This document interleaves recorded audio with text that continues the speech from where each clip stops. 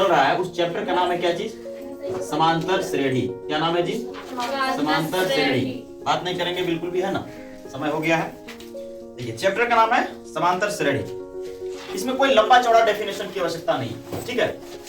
इसमें किसी भी प्रकार के जो है हम लोग जो सोचते हैं कि शुद्ध हिंदी के साथ डेफिनेशन बोलते जाएं, है ना, तब उसका डेफिनेशन लिखने के लिए नहीं आता है, उसको समझना आवश्यक है, ठीक है।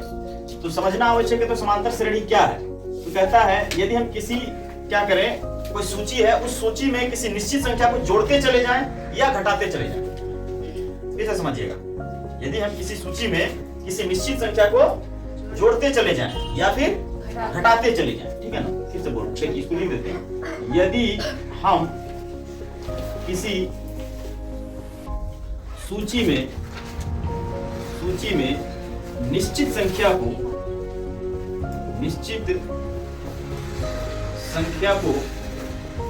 जोड़ते चले जाएं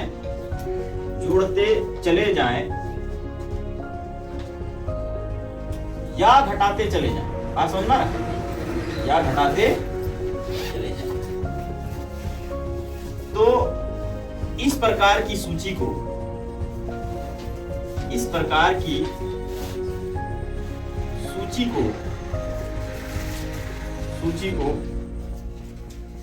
समांतर श्रेणी कहते हैं। समांतर श्रेणी कहते हैं। उदाहरण समझते हैं जी, ठीक है। उदाहरण, सबसे पहले सवाल में भी आप लोगों को इस तरह से कोई सूची दे दिया जाएगा और पूछा जाएगा कि क्या ये एपी है या नहीं है। तो हम बताते हैं, देखिए किसी भी क्या है, कोई एक पद होगा, उसमें एक निश्चित संख्या को हम लोग क्या करेंगे, जोड़ते चले जाएंगे या फिर घटाते चले जाएंगे। मान लीजिए कि लिखा हुआ है 500 में 5 घटा दो, कितना बचेगा? 495। कितना बचेगा भाई? 500 में 5 घटाएंगे कितना बचेगा? 495 बचेगा ना।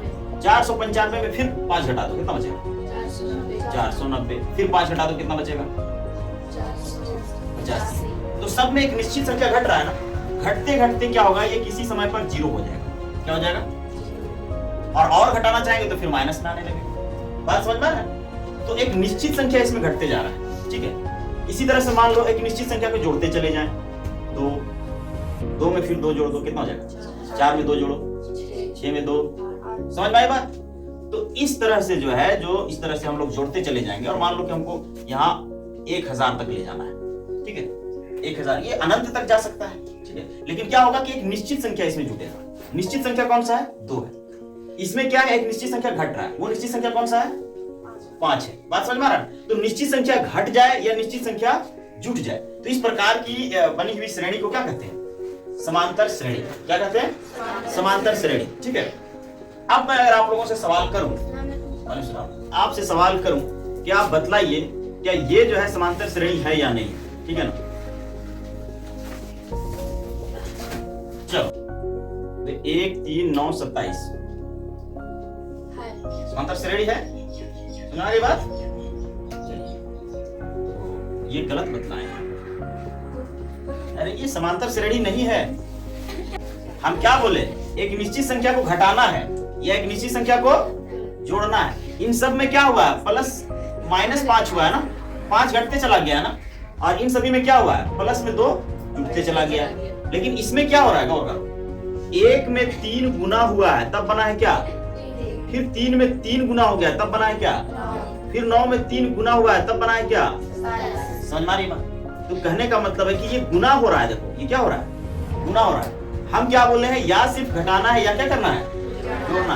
अगर गुना हो करके बने कोई श्रेणी या भाग हो करके बने कोई श्रेणी, तो ऐसी श्रेणी को एपी नहीं कहा जाएगा।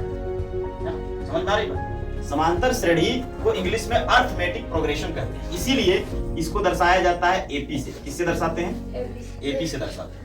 ये ऊपर के दोनों एपी कहलाएंगे, लेकिन नीचे वाला एपी नहीं कहलाएगा। इतना बात स्पष्ट है? समझ में आ गई बात? उदाहरण से स्पष्ट है ना सभी को? Yes sir. हाँ, तो देखिए फिर से बोल रहे हैं, अगर जोड़ते चले जाएं या घटाते चले जाएं, तो उससे बनी हुई जो सूची होगी उसको क्या बोलेंगे? समांतर श्रेणी। इसको किसके द्वारा दर्शाया जाता है? एपी के द्वारा दर्शाया जाता है। अब इसमें कुछ पदों को जानना आवश्यक होता है, ठीक है। जैसे सबसे पहली बात हम लोग जानते हैं पदों की संख्या। क्या? पदों की संख्या। पदों की संख्या को n द्वारा सूचित किया जाता है। किसके द्वारा? पदों की संख्या को n द्वारा सूचित किया जाता है। इसमें से एक सबसे पहले जो होता है उसको बोलते हैं प्रथम पद। मान लीजिए ये एग्जांपल लेते हैं, 2 4 6 8 और मान लो यहाँ पे 1000 लिखा हुआ है। ठीक है, तो क्या है कि ये जो है ना, ये प्रथम पद कहलाएगा, ये द्वितीय पद, ये तृतीय पद और ये चतुर्थ पद। ऐसे करते करते हम लोग आगे बढ़ेंगे। इसको दर्शाने के लिए बोला जाता है A1, इसको A2, इसको A3 और इसे क्या करते हैं? A4। उसी तरह से जो अंतिम में आता है, अंतिम पद जो होता है उसको क्या बोलेंगे? AN। वेरी गुड, क्या बोलेंगे? AN। तो सबसे पहली बात आप पदों की संख्या समझे, है ना। इसमें जितने पद होंगे 2 से लेकर के 1000 तक में, है ना, सबको इस तरह से A1 A2 A3 A4 करके दर्शाया जाएगा। ठीक है, चलिए पदों की संख्या के बाद एक और इंपॉर्टेंट चीज समझते हैं, सारवंतर। क्या चीज समझते हैं? सारवंतर। सारवंतर को D द्वारा सूचित किया जाता है। किसके द्वारा? D द्वारा। और सारवंतर जब निकाला जाता है तो याद रखिएगा, हमेशा अपने अगले पद से पिछले पद को घटा दिया जाता है। तो उससे जो मान आता है, इसी मान को कहा जाता है क्या चीज? सारवंतर। जैसे A2 में A1 अगर घटा दें, A2 माइनस A1 करें तो A2 क्या है? 4। A1 क्या है? तो क्या निकल जाएगा? 2 आ जाएगा। उसी तरह से अगर मान लिया जाए ये D1 है तो D2 निकालेंगे।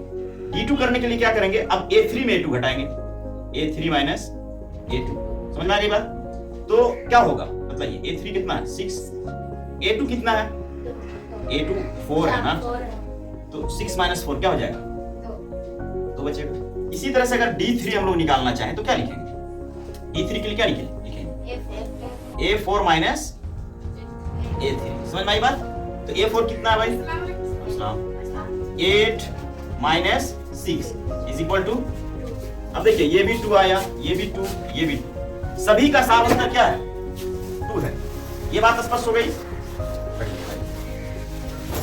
तो अब 2 चीजें यहां पर बिल्कुल स्पष्ट हैं। एक को कहते हैं पदों की संख्या, है ना, जिसमें क्या होगा, इसमें बहुत, इस सूची में बहुत सारे जो भी पद होंगे वो पदों की संख्या कहलाती है। A1 A2 A3 A4 इस तरह से लिखते हैं।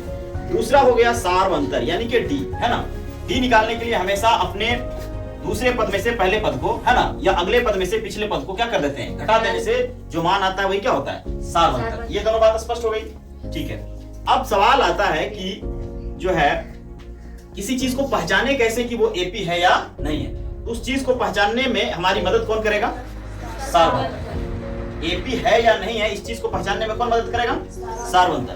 अब जैसे मान लीजिए 3 में 1 घटाएंगे तो कितना आएगा? बोलो 2। लेकिन 9 में 3 घटाएंगे कितना आएगा? 6। तो इसका अंतर क्या हो गया? अलग अलग हो गया ना, तो इसीलिए ये तो AP नहीं कहलाएगा। ठीक है ना। लेकिन अगर हम लोग जो है, देखिए इसमें क्या है, ये 495 में से 500 घटाएंगे, 495 में से 500 घटा दें, ठीक है ना, घटाया जाता है तो कितना आएगा? बोलिए, माइनस में 5। कितना आएगा? माइनस में 5 आएगा। ठीक है ना भाई, 495 है, देखिए 495 में घटाना है कितना? 500। तो 500 बड़ा है ना, तो 500 बड़ा है तो इसमें से ये निशान लगेगा तो कितना बचेगा? माइनस 5। उसी तरह से 490 में हम लोग घटाएंगे कितना? 495, तो फिर जो आएगा वो क्या आएगा? माइनस 5 ही आएगा। उसी तरह से 485 में घटाएंगे कितना? 490, तो कितना आ जाएगा इसमें? इसमें भी माइनस 5। तो सभी में आया ना माइनस 5, आया कि नहीं आया? इसमें सब में 2 2 2 आया, इसमें सब में माइनस 5 आया। तो एक निश्चित संख्या इसमें जुड़ रही है और एक निश्चित संख्या इसमें क्या हो रही है? घट रही है। तो यही एक सारवंतर जो होता है ये बतलाता है कि कोई भी जो सूची होगी वो AP होगा या नहीं होगा। ये बात स्पष्ट हो गई? ठीक है। अब देखिए इसके लिए क्या करते हैं हम लोग, जो है लिखते हैं, है ना। AP बनाने के लिए क्या लिखा जाता है, कैसे वो बनेगा AP? ठीक है, किसी AP का निर्माण करना है, किसी AP का क्या करना है, यानी हम AP बनाना चाहते हैं, ठीक है ना। AP बनाना चाहते हैं कि कोई चीज AP बन जाए, तो वो कैसे बनेगा?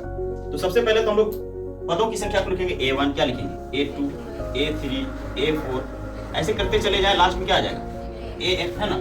तो अभी हम बोले कुछ देर पहले कि AP को बनाने के लिए एक निश्चित संख्या को जोड़ा जाता है या घटाया जाता है। निश्चित संख्या कौन है? कौन है निश्चित संख्या? बोलिए। D, सारवंतर है। वो निश्चित संख्या क्या है? सारवंतर।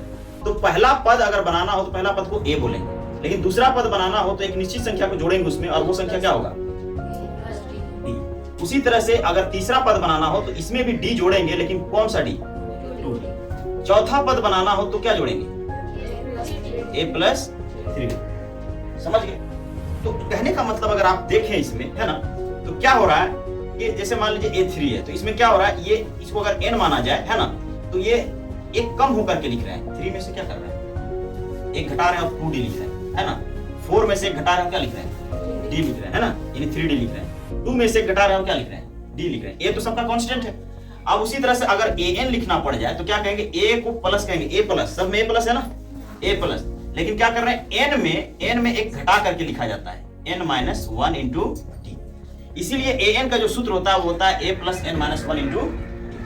ये बात भी स्पष्ट है, कोई दिक्कत? अगर किसी एपी का निर्माण करना हो, ठीक है ना, तो हमको क्या करना पड़ेगा, हम चाहते हैं, देखिए हम चाहते हैं कि ये एपी है 2 4 6 8, इसमें ये a1 है, ये a2 है, ये a3 है, ये a4 है। अगर हम बोले 2 मिनट रुक जाएंगे, अगर हम बोले a5, क्या निकालिए, a5, 2 मिनट a5 निकालिए। अगर हम बोले, इधर सुनिए, a5 ये आपका क्या है, a1 a2 a3 a4, ठीक है। आपको निकालना है a5, तो a5 के लिए यहाँ क्या लिखना पड़ेगा बताइए, a प्लस कितना लिखना पड़ेगा, a plus 4d। Very good. इसका मतलब ये हुआ कि a जो है, a का मान कितना दिया हुआ, प्रथम पद को a बोलते हैं, यहाँ a का मान कितना है, 2 है। 2 प्लस 4 गुना d का मान कितना है, बोलिए, d का मान यहाँ सब कितना आया है, d 2 आया है। क्या आया है, 2। इसमें 2 गुना हो जाएगा, है ना, तो 2 प्लस 4 दूनी 8, 8 और 2 10। इसका मतलब ये हुआ कि यहाँ जो a5 होगा, है ना, a5 इस AP के अनुसार a5 का मान क्या हो जाएगा, बोलिए 10। क्या हो जाएगा, 10। यानी इसका अगला पद 8 के बाद क्या हो जाएगा, समझ में आ रहा है ना। यानी कि कहने का मतलब यह है कि अगर हमें किसी एपी का निर्माण करना हो तो हम लोग इस तरह से सूत्र का इस्तेमाल करेंगे, ठीक है। आप एक और बताइए जल्दी से, A29 को क्या कहा जाएगा, जल्दी बोलिए, A29, A29 को क्या कहा जाएगा, सूत्र के अनुसार क्या लिखेंगे, A29 को a प्लस 28d, ये लिखेंगे। अगर A29 निकालने के लिए बोल दिया जाए कि A29 निकालिए, तो क्या लिखना पड़ेगा। अब यहां में से कुछ भी हमें बोल दिया जाए कि ये तो चौथा पद है, आप 50वां पद निकालिए, तो A50 लिखना पड़ेगा, A50। अब A50 के लिए क्या लिखेंगे, a plus 49d। Very good. तो 49d लिखने के बाद में क्या करेंगे, a का मान लिख देंगे 2, 49 को गुना कर देना होगा d से, d का मान कितना निकला है, 2, है ना, समझ में आ रहा है ना। इस तरह से 2 प्लस 49 दूनी क्या हो जाएगा, 98। इसका मतलब 98 और 2 क्या होगा, 100। यानी इसका जो 50वां पद होगा वो क्या होगा, 100 होगा। 50वां पद क्या होगा, ये बात क्लियर है। अब फिर से एक बार हम बता रहे हैं, आपको पदों की संख्या स्पष्ट करनी है ना। इसमें पदों की संख्या को a1 a2 a3 a4 के द्वारा दर्शाया जाता है, जो भी पद होते हैं इसके द्वारा दर्शाया जाता है। सारवंतर क्या है, सारवंतर का मतलब होता है d बनाना, है ना। यानी कि आपको a2 में a1 को घटा देना है, a3 में a2 को घटा देना है, a4 में a3 को घटा देना है, ठीक है। इस तरह से सारवंतर निकल जाएगा। तीसरा, एपी अगर निर्माण करना है तो प्रथम पद में से सारवंतर एक जोड़ेंगे, फिर उसमें से अगला सारवंतर जोड़ेंगे, फिर उस आगे पद में अगला सारवंतर। तो सारवंतर को जोड़ते चले जाएंगे तो क्या हो जाएगा, एपी का निर्माण हो जाएगा। अगर आप ये 3 चीजों को समझ जाते हैं तो आपका एपी आगे में बनना क्या हो जाएगा, बहुत ही आसान हो जाएगा।